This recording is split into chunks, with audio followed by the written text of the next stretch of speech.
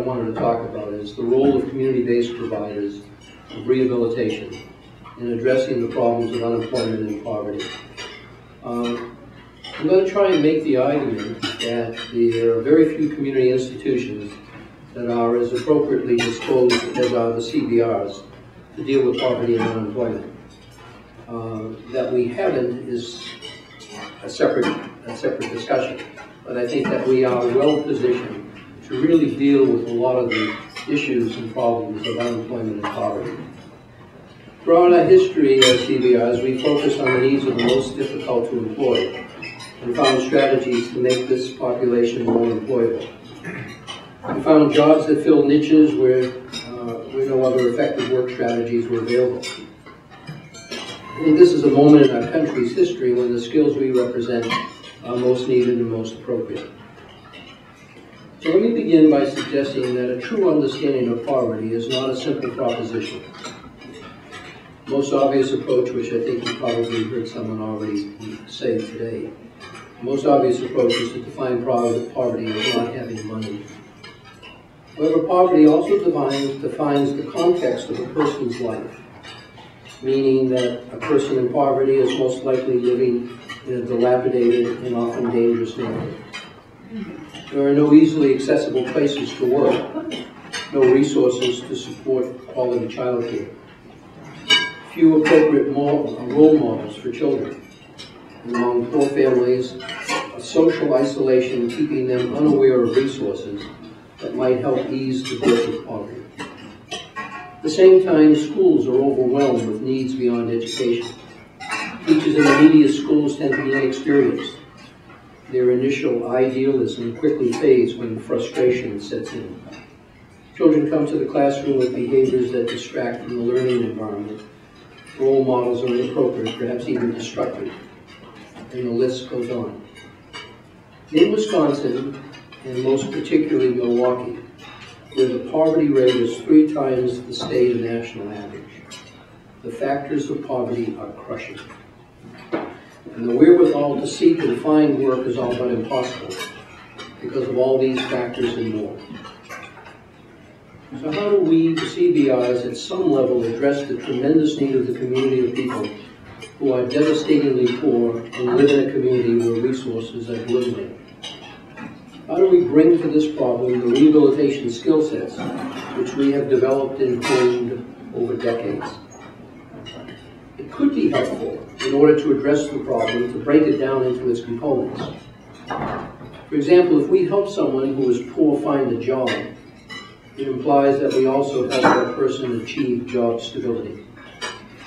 That includes helping them to find transportation to the job, helping them to organize a budget, use leisure time wisely, and so on. Most often, the money to provide this kind of comprehensive assistance is not available, nor is the manpower to support all those who have need.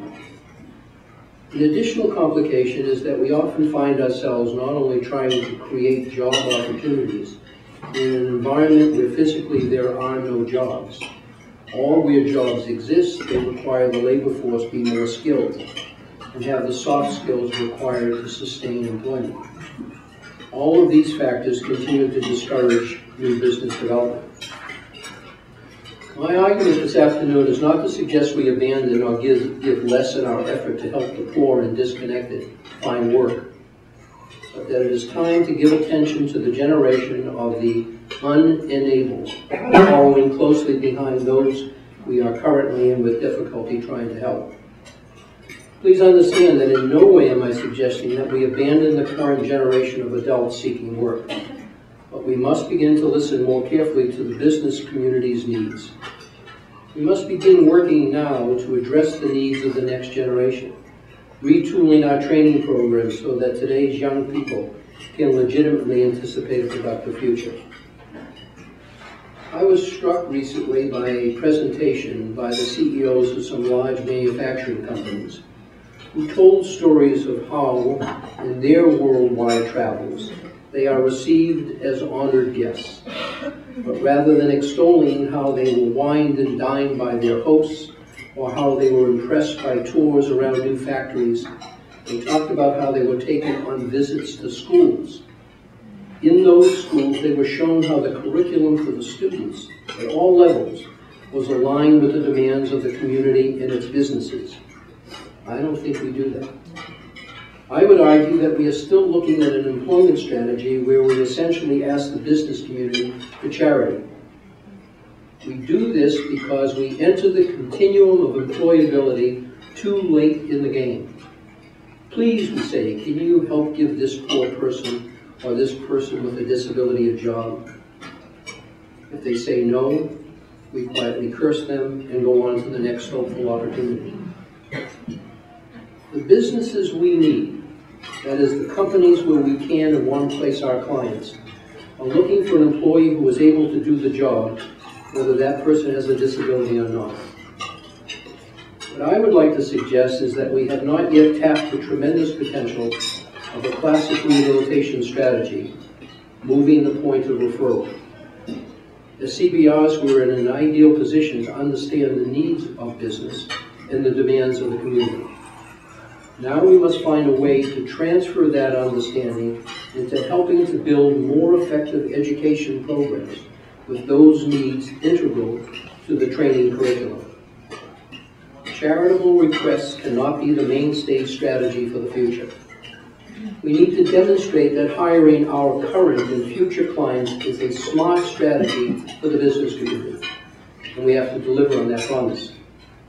What an enhanced early training strategy would hope to accomplish is to transfer more of the responsibility for employability to the individual. The hope to move a factory or work to the person in need, and then hope charity can close the deal, does not seem to be an effective strategy for helping poor people and people with a disability find employment.